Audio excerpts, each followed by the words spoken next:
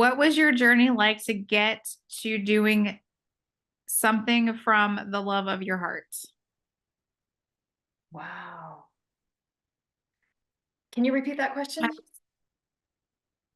What was your journey like to get to doing something from the love of your heart?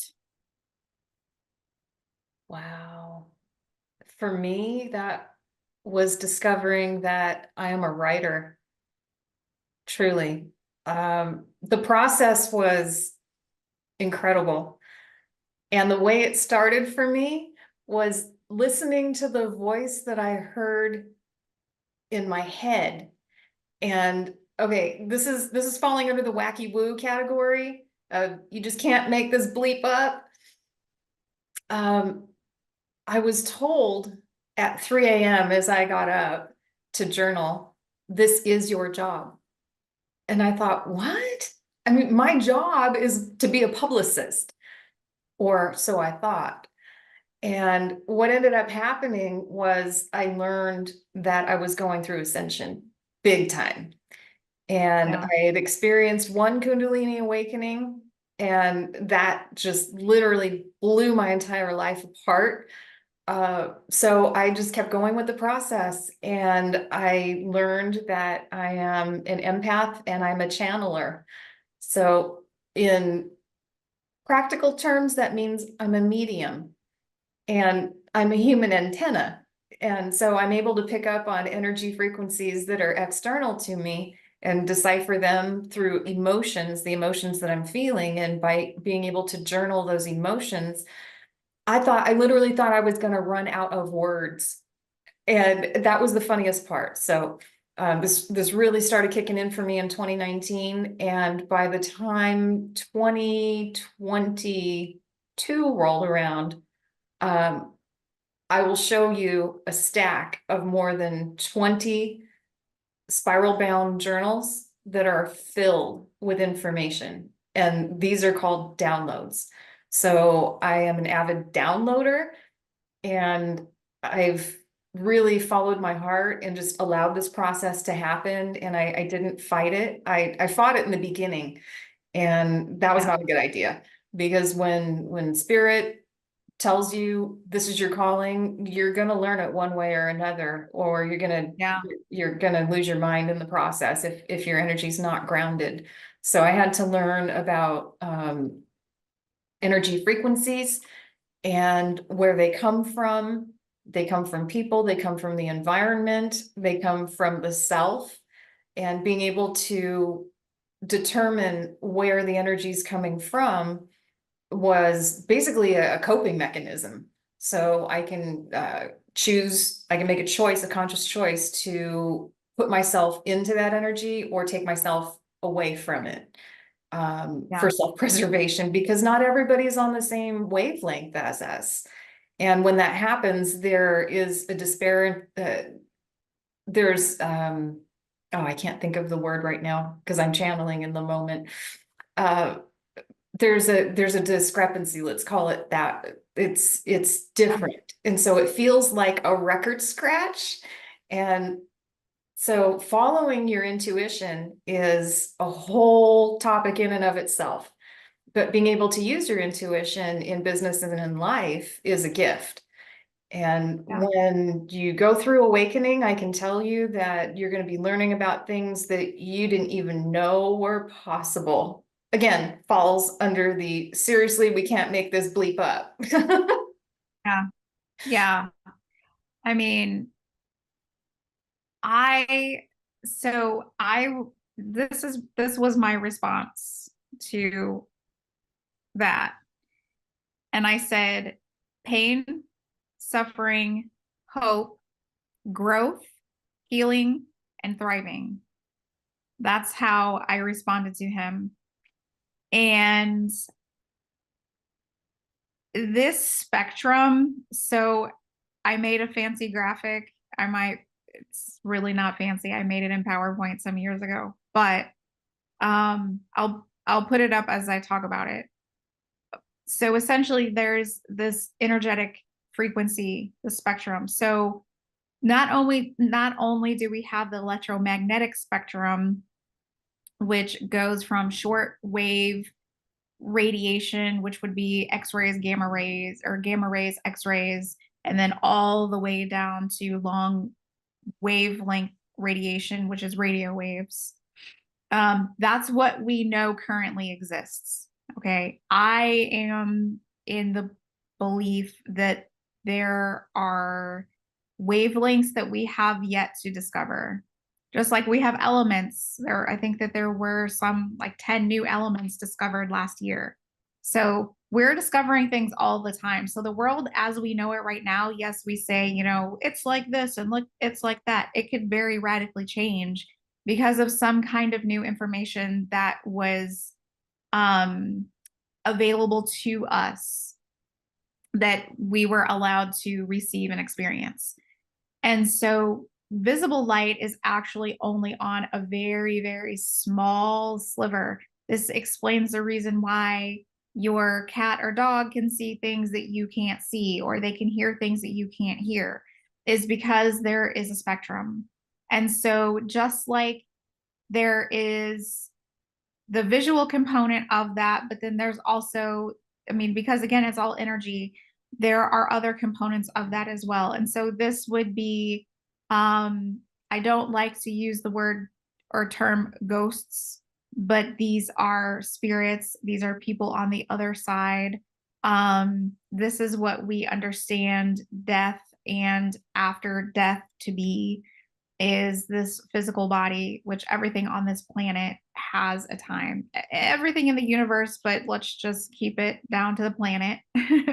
Everything on the planet lives and everything on the planet dies. And so, but our spirit, our essence live on. Where is it? And it's on the other side. Like we consider it to be on the other side because our mental faculties and our perceptions do not allow us in this limitation, in this realm, to experience those things necessarily full on. Cultures around the world have experience with those things. So for them, it's just kind of like, oh, that's a normal part of life. This happens all the time.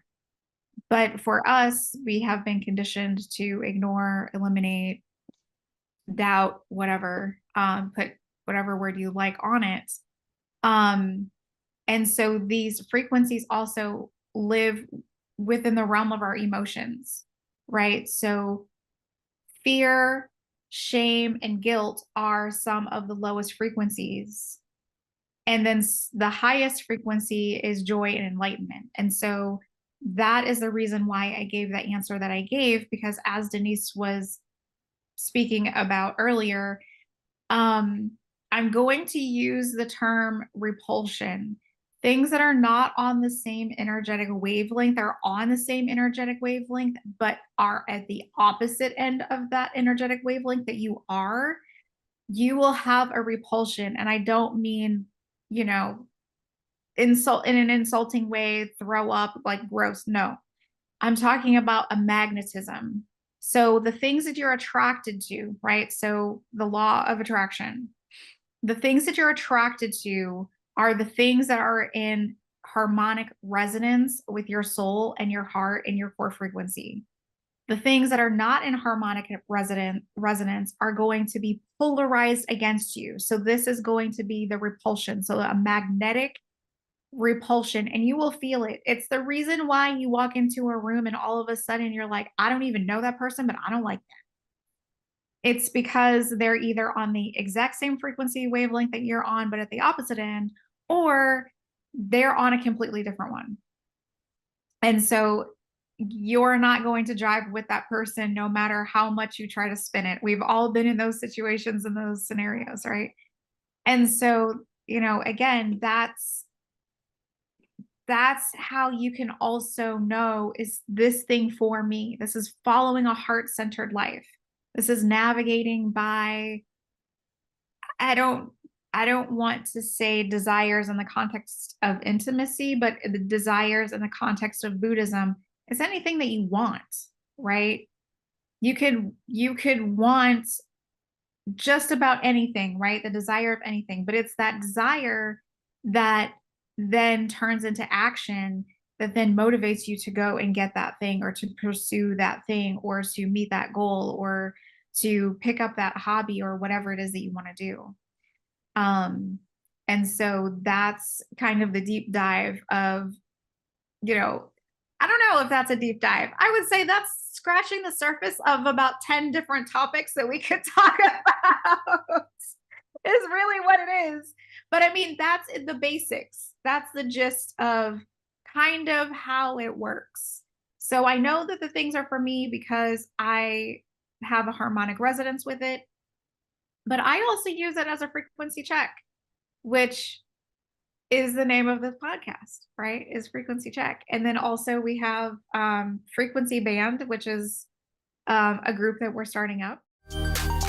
Hey, we're taking a short break to say thank you so much for watching Frequency Check. Do not forget to like, share, and subscribe, and follow us on all of our other social media platforms. And most importantly, don't forget to buy us a coffee and check out our coffee shop. So I use it as this check-in of where am I at personally, not necessarily in the environment around me because the environment that I'm in may be temporary, but I use it as an emotional check-in. Where am I at today? Because if people that I normally resonate with now today, I am not resonating with them or I'm feeling kind of angry or something like that, then I will take a step back. And then that avoids a lot of conflict, a lot of confusion, a lot of frustration, self-sabotaging behaviors. It allows me to manage my frequency in a completely different way. And my frequency, then I'm able to manage my emotions, my actions, my thoughts, right? And helps me to also manage my mental health, especially, right? Because mental health is a huge component of this. So true. True that. Yeah. True that. Yeah. So that's how that's how a lot of this journey has been, is just, one of the things I say is practical guidance through experience. And so we're here to share our experiences with our audience, and then hopefully some people can say, oh my gosh, yes, that is exactly what happens to me, right? Absolutely. Absolutely. So we have a term called by the book, and it's BY.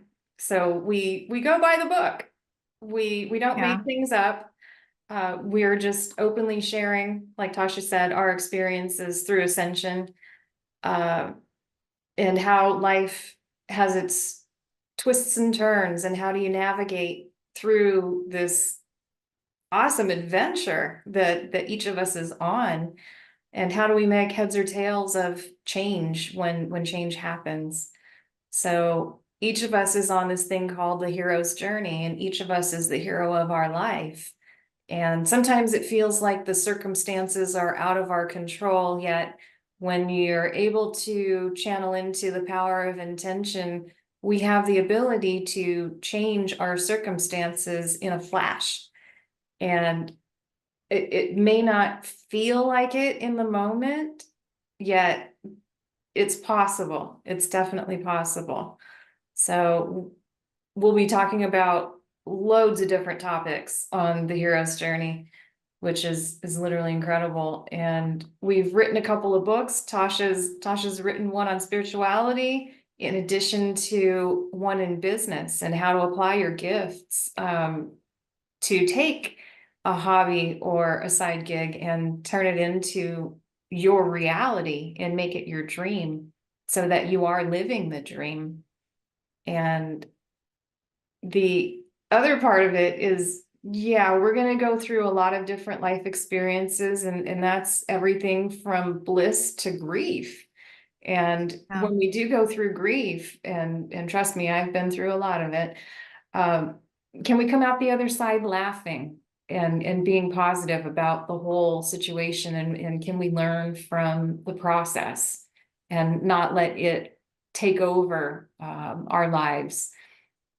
So we've written a couple of books, and all I can tell you is get ready to laugh until you cry, because the content that we've put out there is intended to make laughter be the best medicine that there is. So that's all we're about, is poking fun at life and laughing about the hard times that we've been through, because Yeah. obviously they happen to us to help mold who we are and to shape our future. So we try not to take ourselves so seriously. Yeah. Well, and one of my most favorite quotes is there in a mountain range, there are just as many valleys as there are peaks. And I think that that is true. I have been reflecting on that a lot lately, that even though I have enjoyed a great amount of success and a great amount of happiness and a great amount of joy in my life, I have equally had moments of extreme hardship and challenge and fear and some of those lower vibrational energies that I was talking about before. But it's knowing that you can rise above that, as long as you stay dedicated and make a conscious choice. It is possible, but is it easy? No, it is not. It is not easy. This journey is not for the faint of heart. But if you're called to this journey, then know that you are strong enough to make it on the other side.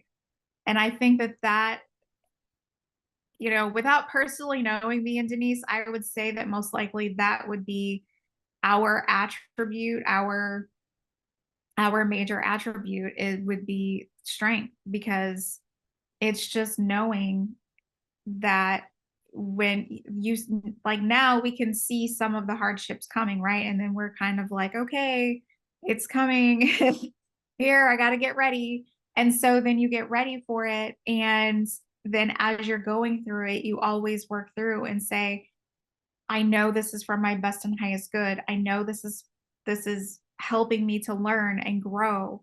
And then once you come on the other side of it, you have all of these new skills, you have this new perspective, you have new outlooks, you have sometimes new friends, a new job, and then you get, completely through, and then you stand on your, not your sea legs anymore, right? And then you say, you look back, and here you are on the peak of the mountain, and you look back and you say, wow, look at how far I've come. And then that gives you a sense of pride and joy in yourself, and knowing that you can overcome, as long as you have trust and you have faith, especially, and that you use all the tools in your spiritual toolbox, and that you can, I always have this phrase, if other people can do it, I can do it too, right? And so to know that people can come out of this and say, wow, okay, this is what this is about. But then also know that at some point there's going to be another challenge, but then being able to say, you know what, I'm ready, I can rise to the challenge, I know that I'm prepared, I know that everything that I just experienced now has given me the tools and the knowledge that I need to overcome the new challenge.